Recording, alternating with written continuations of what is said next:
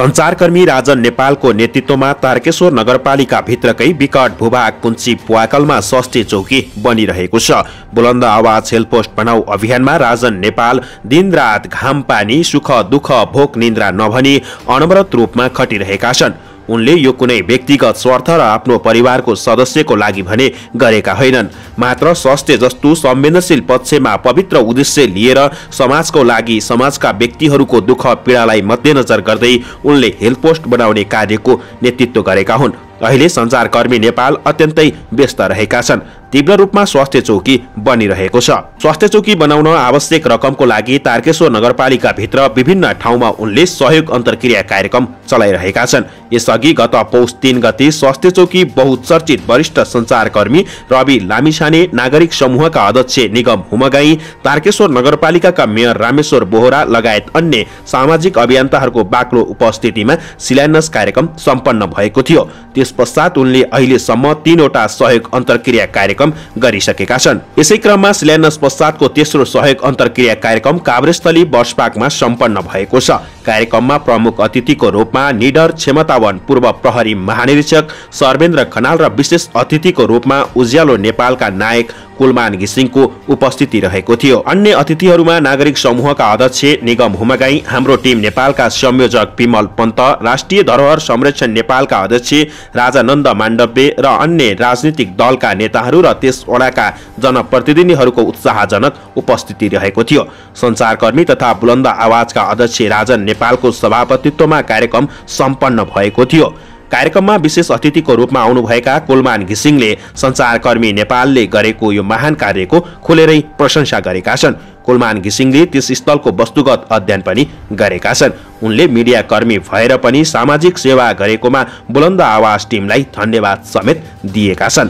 उनले काठमाडौँ भित्रै स्वास्थ्य चौकीको अभाव रहेको कुरा सुन्दा आफूलाई भन्न अप्ठ्यारो लागेको बताएका छन्। उनी सबै नेपाली जनताका प्रिय व्यक्तित्वको रूपमा परिचित रहेका छन्। उनी एक कुशल प्रशासक हुन् जसले देशमा हुने गरेको 18 घण्टे लोड सेटिङलाई हटाउन खेलेको भूमिका महत्त्वपूर्ण रहेको छ। त्यसैगरी कार्यक्रमका प्रमुख अतिथिको रूपमा आउनुभएका पूर्व प्रहरी महानिरीक्षक सर्वेन्द्र खनालले पनि सञ्चारकर्मी नेपालको खुलेरै प्रशंसा गरेका छन्। उनले काठमाडौँ भित्रै पनि अस्पताल नभएको कुराले आफू आश्चर्यजनक परेको बताएका छन्। अहिलेसम्म काठमाडौँ भित्र शिक्षा, स्वास्थ्य, यातायात, सडकको यस्तो दयनीय अवस्था देखेर किन यस्तो भयो भनेर सोच्न बाध्य भएको पनि बताएका छन्। उनले यसै सन्दर्भमा भनेका छन्, गुण्डा, दलाल र भ्रष्ट नेताहरूले कमाएको अकुत सम्पत्ति थुतेर हस्पिटल बनाऊ, विकास गरौं। पूर्व आइजिपी खनाल प्रहरी संगठनभित्र रहँदा पनि व्यावसायिक निष्ठामा अडिग रहने एक्सन ओरिएन्टेड अफिसर थिए। संगठन भित्रैका कर्मचारीका अनुसार उनी साना कुरामा नअल्झी ठूलो मिसन राख्ने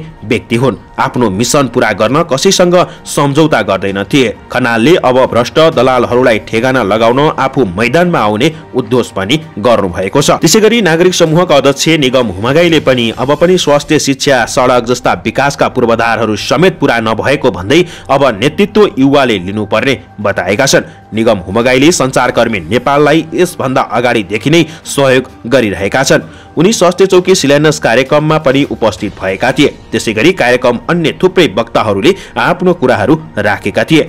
मञ्चमा गर्व गर्न लायक अतिथिहरू देखेर उपस्थिति स्थानीयहरू निकै हर्षित मुहारमा देखिन्थे। स्वास्थ्य चौकी बनाउन थुप्रै व्यक्तिहरूले प्रत्यक्ष रूपमा सहयोग गरिरहेका थिए। यसै बुलन्द आवाज स्वास्थ्य चौकी अभियानमा मनसहरा गुरुङ र देवकुमारी घले मिलेर रु 1,10,600 रुपियाँ सहयोग गरेका थिए। उक्त महान सहयोग हाम्रो टिम नेपालका संयोजक विमल पन्तबाट हस्तान्तरण गरिएको थियो। अन्य थुप्रै सहयोगी मनहरूबाट अझै सहयोग गर्ने क्रम निरन्तर जारी रहेको छ।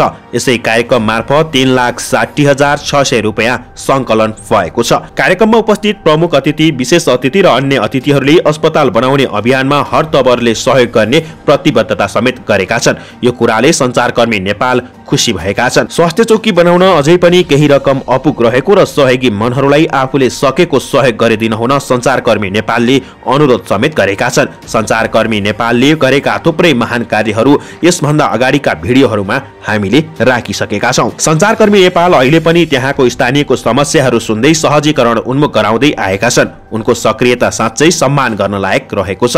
हामी उहाँको यो कार्यप्रति उच्च सम्मान गर्न चाहन्छौं।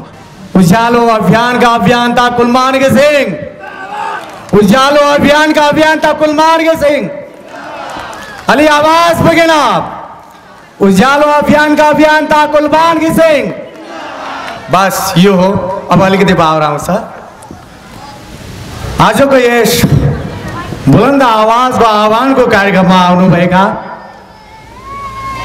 त्यस्तो प्रहरी जसले सदैव राज्यको चिन्तन गर्यो, जसले सदैव राज्यका खातिर आफूले काम पानी ठुलो केही नभने अहरत लगाइरह्यो, आदरणीय व्यक्तित्व सर्वेन्द्र खनाल सरलाई एकदमै उहाँप्रति एकदमै आभारी रहेको छु।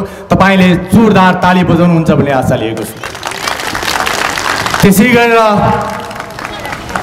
उज्यालो के हो, बत्ती के हो, अनि नेपाल जलस्रोतको धनी राष्ट्र, त्यो देशमा बत्ती कसरी बल्नुपर्छ भनेर देखाउने कुलमार्ग घिसिङ सरप्रति पनि आभारी छु। तपाईँ ताली बजाउनुहुनेछ। अब लगातार तपाईँ ताली बजाउँदै जानुहोला। म लगातार ती मानिसहरूका नाम लिनेछु जसले यो समाजका लागि केही गरिरहेको छ। राजा नेपाल बोल्दै गर्दा कहीँ कतै भावाहित भयो भने यो राज्यका खातिर भावाहित हुँदैछ भनेर पनि लिनुहोला, किनभने आज म भावनामा बग्ने छु। कारण यहाँ देशका ती त्यस्ता व्यक्तिहरू आउनु भएको छ जसले साँच्चीकै यो राज्यको प्रतिनिधित्व गर्नुभएको छ, कुर्सीमा बस्नेले भन्दा धेरै धेरै धेरै। त्यसै गरेर हामीसँग हुनुहुन्छ नागरिक समूहका अध्यक्ष निगम मोमगाई सर, जसले सदैव नागरिकका लागि आवाज सम्प्रेषण गर्यो। ताली पुगेको छैन, तालीमा दम हुनुपर्छ, किनभने उहाँको कामलाई हामीले ताली बजाउने हो। 65 रुपियाँको खाना, त्यसको बारेमा उहाँले केही क्षणमा बताउनुहुनेछ। त्यस्ता व्यक्ति जसले यो कामको सुरुवात गर्नुभएको छ अमेरिकाबाट, लन्डनबाट ईशा गुरुङ दिदी र उहाँहरूको पहलमा। त्यसै गरेर राष्ट्रिय धरोहर पोसाकका अध्यक्ष राजानन्द मान्डव्य पनि हामी बाज हुनुहुन्छ। मलाई लाग्छ राजानन्द सर तपाईँ यहाँ आउनुभएको छ, अघि कल गरिरहनु भएको थियो, हामीले कल काट्यौँ। तपाईँ यदि यहाँ हुनुहुन्छ भने प्लिज अगाडि आइदिनु होला। उहाँको लागि पनि मैले जोरदार तालीको आह्वान गरेँ। त्यसै गरेर बुलन्द आवाजका सल्लाहकार हाम्रा साथी भरत बिडारी सरको लागि पनि तपाईँसँग जोरदार तालीको लागि माग गरेँ। त्यसै गरेर बुलन्द आवाजका कोषाध्यक्ष हरिकृष्ण अधिकारी सर पनि हामी माझ हुनुहुन्छ, उहाँको लागि पनि तालीको माग गरेँ। त्यसै गरेर बुलन्द आवाजका साथी सचिव विजय तामाङ सर हुनुहुन्छ, उहाँको लागि पनि तालीको आह्वान गरेँ। त्यसै गरेर यसै बैगको माटोले जन्माएको मानिस राजाराम लामिछाने सरको लागि पनि ताली मागे। ताली जोरदार हुनुपर्छ, कारण यहाँ कार्यक्रम गर्नुपर्छ राजन सर भनेर धेरै पहल गर्ने मानिस हुनुहुन्छ उहाँ। त्यसै गरेर हामीलाई माया गरेर यहाँसम्म आउनुहुने तपाईँ तमाम सबैको लागि ताली बजाइदिनु होला प्लिज। मैले यहाँ अब धेरै अरू नाम भने म भड्किन्छु, मैले छुटाउँछु, त्यसको लागि मैले माफी चाहेँ। तपाईँ सबैप्रति म आभारी छु। अब म धेरै समय लिन्न, कारण मौसमले पनि अलि च्यालेन्ज गरिरहेको छ। मैले यहाँनिर आएर बोलिरहँदा आफू पत्रकारिताको सेक्टरमा लागेको सञ्चारकर्मीका नाताले सञ्चार क्षेत्रबाट अलिकति अगाडि बढ्न चाहन्छु। केही समय अगाडि जय स्वाभिमान भन्ने एउटा कार्यक्रम नेपाल टेलिभिजनमा चल्ने गर्थ्यो, तपाईँलाई थाहा छ। जय स्वाभिमानका परिकल्पनाकार मेरा आदर्श बुलन्द आवाज कार्यक्रमका प्रमुख संरक्षक यति बेला अमेरिकामा हुनुहुन्छ।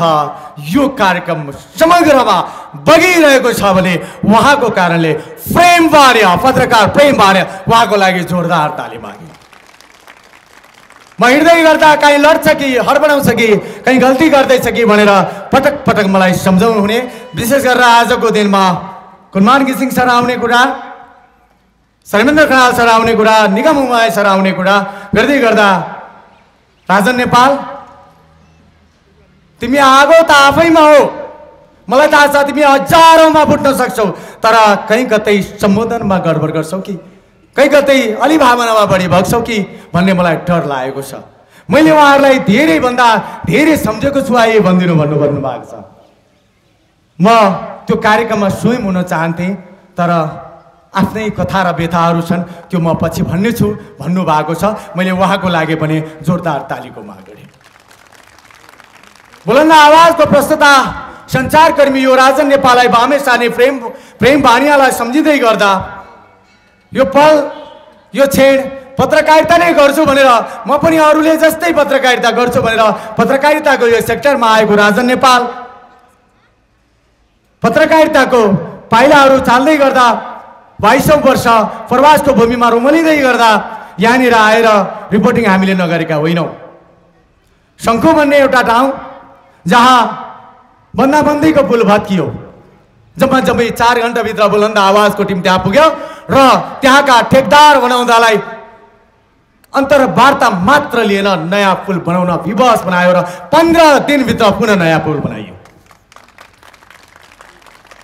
त्यसै गरेर महोत्तरीमा एउटा त्यस्तो स्कुल जहाँ पढाउन राखिएको हो वा के गर्न राखिएको हो, बाहिरपट्टि गाई भैँसी र बाख्राहरू बाँधिएका थिए भने भित्र बच्चाहरू भैँमा बसेर पढ्न विवश थिए। त्यहाँनिर गयौँ। त्यति बेलाको शिक्षा मन्त्रीलाई हामीले सिधै प्रश्न राख्यौँ र 15 दिनभित्रमा त्यहाँ पनि पुनः त्यो स्कुलको वातावरण मिलायौँ र त्यहाँ एउटै ठाउँमा बसेर पढ्न विवश भएका ती विद्यार्थीहरूलाई हामीले अलग अलग कोठामा पढ्ने वातावरण बनायौँ।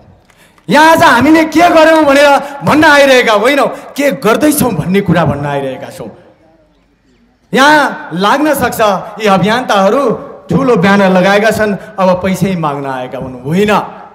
होइन, हामी पैसा माग्न आएका होइनौँ, तर तारकेश्वर नगरपालिकाको काठे हामी नगरपालिकाको ट्याक्स त तिरि नै रहेका छौँ। केही कुराहरू त्यस्ता छन् जसले चस्काइरहेको छ, घोचिरहेको छ। अब कोभिडतिर आए म, जब देशमा महामारी सुरुवात भयो, कोभिडको सुरुवात भयो, मैले यहाँनिर सिन्धुपाल्चोकमा राहत बाँड्दै गरेका कुराहरू वा चारौँ पटक गएर त्यहाँ सहयोग गरेका कुराहरू वा ढोरपाटनमा गएर बुलन्द आवाजले राहत बाँडेको कुराहरू, त्यहाँनिर आएका जुन कठिनाइहरू छन् ती त आफ्नै ठाउँमा छन्। ती कुराहरू भनिरहन त्यति मन लागिरहेको छैन। आफूले गरेका हरेक कामहरू तपाईँलाई भने म पाइतो रहेछ राजनमा भन्नुहोला। तर जब हामी कोभिडकै टाइममा राहत बाँड्नै हिँड्दा हामीलाई त्यस्ता खबरहरू हात लागे, काठमाडौँकै काठमा यस्ता दुःखहरू रहेछन्, यस्ता पीडाहरू रहेछन् जो हाम्रा अगाडि एकाएक आए। हामीले राहत बाँड्ने क्रममा मात्र नेपालको काठमाडौँको काठमा मात्रै बाँडेनौँ, ती यावत ठाउँहरूमा पुगेका छौँ जहाँ जहाँ जरुरी थियो। रत्नपारका हरेक गल्लीदेखि लिएर त्यो हरेक ठाउँमा पुग्यौँ। तर जब हामी काठमा आयौँ नि, आँगनमा आयौँ नि, टोखाको त्यो उपल्लो भेगबाट तारकेश्वरको यो अन्तिम भूभागसम्म जाँदै गर्दा ती त्यस्ता कुराहरूले हामीलाई छोए। जहाँ हामीले एकजना त्यस्ता वृद्ध बुवा भेटायौँ, उहाँ दुईटै खुट्टाले अपाहिज हुनुहुन्थ्यो, आँखा देख्न सक्नुहुन्न राम्रोसँग।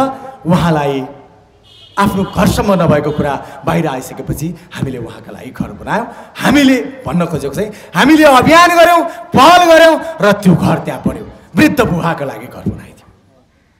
त्यसपछि हाम्रा यात्राहरू अनवरत अगाडि बढिरहेका थिए। हामीले तारकेश्वरमै रिपोर्टिङ गर्ने क्रममा त्यहाँ त्यस्ता वृद्ध बुवाहरू पायौँ जो यति बेला 98 वर्षको हुनुहुन्छ, उहाँको श्रीमती 100 वर्षको हुनुहुन्छ। उहाँले आफू 30 वर्षको हुँदा उपचारै नपाएर म स्वास्थ्य चौकीमा आएँ। अब धेरै समय लिन्न। आफू 30 वर्षको हुँदा उपचारै नपाएको हुँदा आफ्ना दुवै छोरा र छोरी गुमायौँ। अहिले 100 वर्ष भएका हामी आँखा राम्रोसँग देख्न सक्दैनौँ, हिँड्न सक्दैनौँ। साह्रै विडम्बना छ, साह्रै पीडा छ।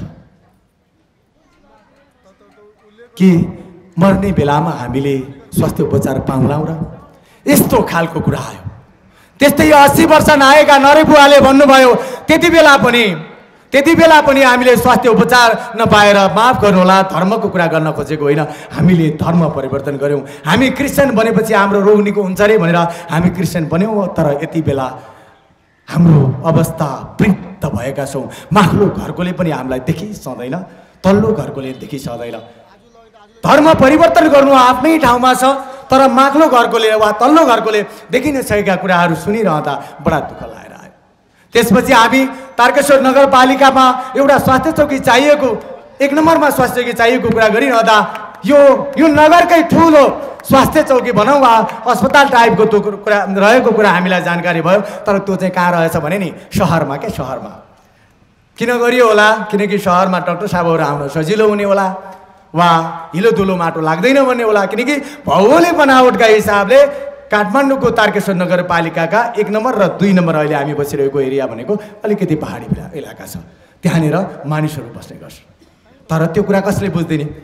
हामीले नगरमा कुरो राख्यौँ, उहाँहरूले तपाईँहरू गर्नुहुन्छ भने हामी केही असम्म सहयोग गर्छौँ भन्ने कुराहरू गर्नुभयो र रु 15 लाख रुपियाँ दिने वचनबद्धता दिनुभयो। त्यसपछि अभियानको सुरुवात भयो।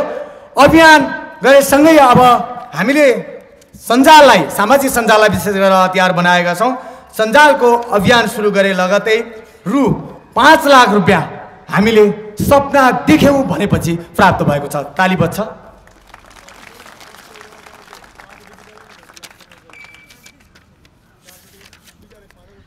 त्यसपछि हामीले शिलान्यास गऱ्यौँ। आदरणीय सञ्चारकर्मी, देशको आवाज रवि लामी छाने सर र विभिन्न व्यक्तित्वहरूको उपस्थितिमा हामीले त्यहाँ शिलान्यास गरेको थियौँ। शिलान्यासको दिनमा 2,12,1,246 रुपियाँ उपलब्ध भएको थियो। ताली बजाइदिनु होला प्लिज। त्यसै गरेर हामीले झोरमा पनि टोखाको 1 नम्बर झोरमा पनि कार्यक्रम गर्दै गर्दा त्यहाँनिर हामीलाई 2,03,919 रुपियाँ सङ्कलन भएको थियो। त्यसको लागि पनि ताली मागे। त्यसै गरेर तारकेश्वर नगरपालिकाकै 1 नम्बर वडामा यसै गरी कार्यक्रम गर्दै गर्दा तल्लो भेग यानि कि बिहानी चोकमा कार्यक्रम गर्दा रु 7 लाख रुपियाँ उपलब्ध भएको थियो। त्यसको लागि पनि मैले ताली मागे। मेरो व्यक्तिगत तर्फबाट हृदयदेखि नै धन्यवाद व्यक्त गर्न चाहन्छु। यहाँ उपस्थित हुनुहुन्छ हाम्रो उज्यालो नेपालका अभियन्ता कुलमान घिसिङ सर विशेष अतिथि र हाम्रो सर्वेन्द्र खनाल सर लगायत सम्पूर्ण उपस्थित हाम्रो देशका धरोहर भन्न चाहन्छु। उहाँहरूलाई हृदयदेखि नै धन्यवाद। र समग्रमा हाम्रो टिम नेपाल भनेको एउटा विशुद्ध सामाजिक संस्था हो। हाम्रो एउटै उद्देश्य छ, यो देशलाई भोगमुक्त, नाङ्गोमुक्त, भेदभावमुक्त राष्ट्र निर्माण, राज्यका हरेक सेवा सुविधा हरेक नागरिकलाई समान अधिकार बनाउने अभियानमा लागिरहेका छौँ। हामीसँग अहिले देशैभरिबाट 3100 युवाहरू जोडिसकेका छौँ र हामी अप्ठ्यारोमा परेको नागरिकहरूलाई सेवा दिइरहेका छौँ। बाढी पहिरो लगायत भूकम्प जाँदा र अहिले हामीले काठमाडौँको अनामनगरमा जुन यो महँगीको कारणले विभिन्न समस्यामा परेको व्यक्तिहरू र कम रकम भएको व्यक्तिहरूलाई मध्यनजर गरेर रु 65 मा खाना अभियान सुरु गरेका छौँ। स्मरण रहोस्, चैतको 11 गतेबाट लकडाउन सुरु हुने बित्तिकै हामीले चैतको 14 गतेबाट खुला मञ्चमा खाना अभियान सुरु गऱ्यौँ र देशका विभिन्न ठाउँहरूमा बुलन्द आवाजका हाम्रा मित्रसित देशभरि पुग्यौँ र आज यो ठाउँमा आउँदै गर्दा बुलन्द आवाजद्वारा स्वास्थ्य चौकी जुन काठमाडौँको यस्तो सहरको ठाउँमा पनि एउटा एकदम समस्या परेको ठाउँमा भनौँ न, एउटा सबभन्दा ठुलो कुरो मानवीयता हो। त्यो ठाउँमा उहाँले बुलन्द आवाजका अध्यक्ष राजन नेपालज्यूको अभियानमा म यहाँ आउन पाउँदा खुसी लाग्यो र जुन हेल्पपोस्ट बनाउने अभियानमा बेलायतमा बस्नुहुने ईशा दिदी गुरुङको मार्फतबाट मनसारा गुरुङ र देउ कुमारी घले दुवैजनाबाट 1,10,600 रुपियाँ उपलब्ध भएको छ। त्यो रकम म राजनजीलाई हस्तान्तरण गर्न चाहन्छु। यहाँ प्लिज आइदिनु होला।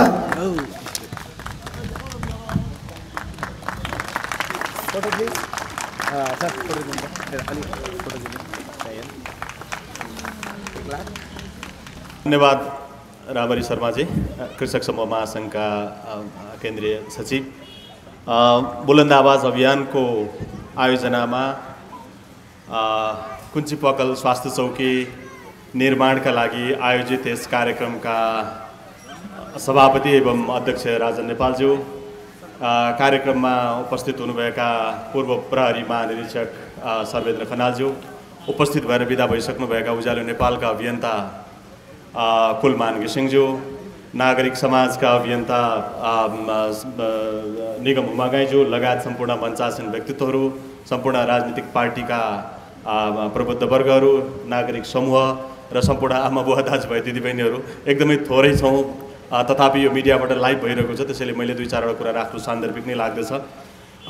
समग्रमा हामी धेरै पूर्ववक्ता साथीहरूले भनिसक्नुभयो कि हाम्रो देश कसरी चलिरहेको छ, त्यसैले हामी त्यता जाँदैनौँ।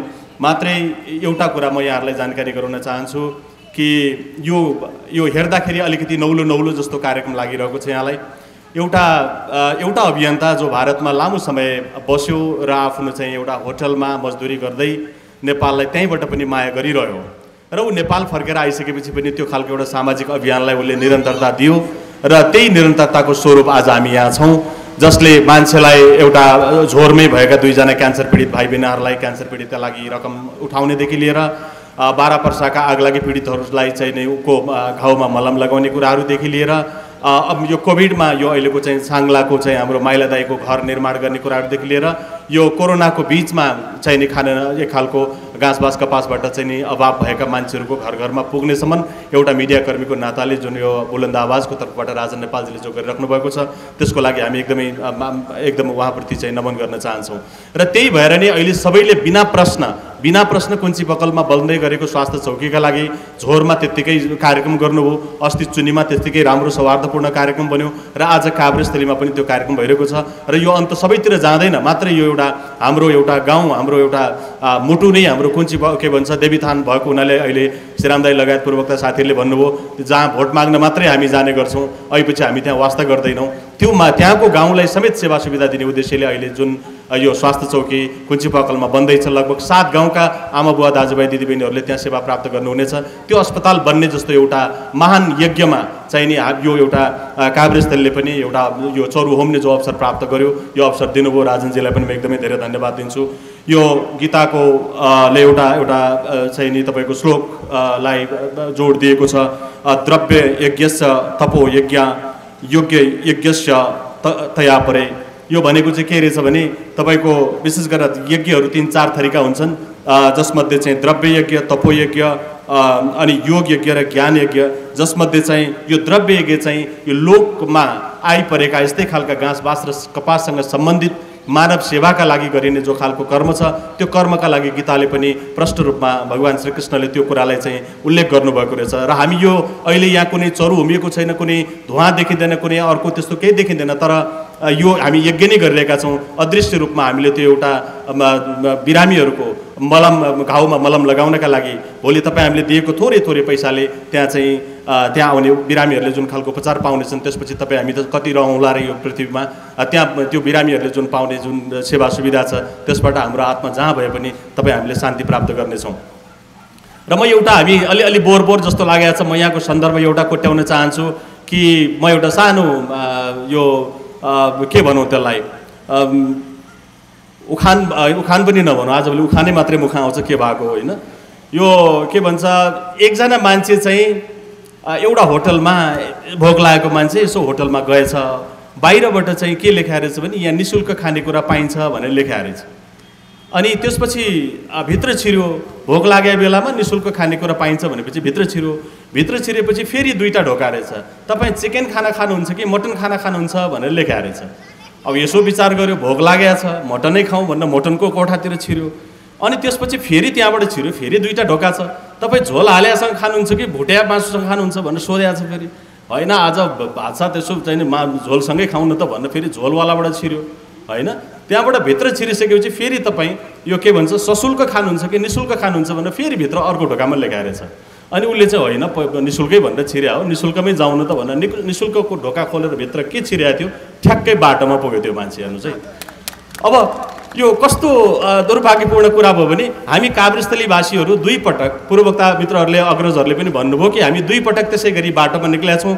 हाम्रो सपना मासु भात खाने होइन, हाम्रो सपना एउटा राम्रो स्वास्थ्य सुविधा सम्पन्न अस्पताल बनोस् भन्ने हो। दानवीरहरूको सपना पनि त्यही थियो, जसले 10औं आना जग्गा लगभग दान दिइराख्नु भएको छ। सबैले धान्याञ्चल महायज्ञदेखि लिएर अस्ति भर्खरैसम्म यज्ञहरू छैनमा हामी सबैले दान दिएका छौँ, तर त्यो दानको सदुपयोग भएको छनक हामीले पाइरहेका छैनौँ। आज स्वास्थ्य चौकी कुञ्ची पकलको स्वास्थ्य चौकीप्रति यति एकबद्धता जनाउने आम जनता फेरि पनि त्याग गर्न, बलिदान गर्न तयार छन्, फेरि पनि दान गर्न तयार छन्। त्यसैले कृपया यसका जिम्मेवार नेतृत्व वर्गहरूले यसलाई मध्यनजर राखेर हाम्रा कहाँ कुन तहमा ती स्रोतहरू छन्, साधनहरू छन्, त्यसलाई लिएर आएर दाताहरूले दिएको चिजहरूलाई कृपया तपाईँ सदुपयोग गरिदिनुहोस्। बिचरा राजनजी त्यहाँ जग हालेर बुलन्द आवाज अहिले तपाईँहरूसँग त्यो त्योलाई छत कसरी हाल्ने भनेर उहाँ यहाँ भिख माग्न आइपुग्नु भएको छ भनेपछि हामीसँग अलरेडी हामीसँग सम्पत्ति छ।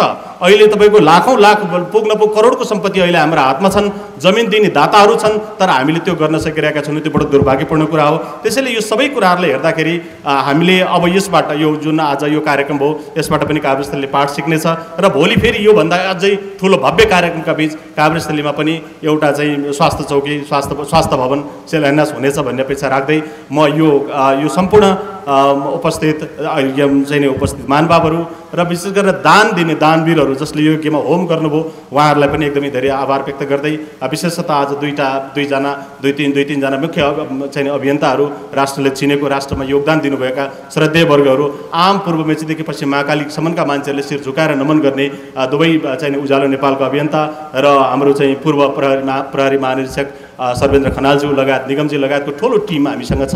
उहाँहरूले जुन समय दिनुभयो काभ्रेस्थलीलाई पवित्र बनाइदिनु भयो उहाँहरूप्रति पनि हार्दिक आभार व्यक्त गर्दै म यहाँबाट बिदा हुन्छु। हस्, धन्यवाद, नमस्कार।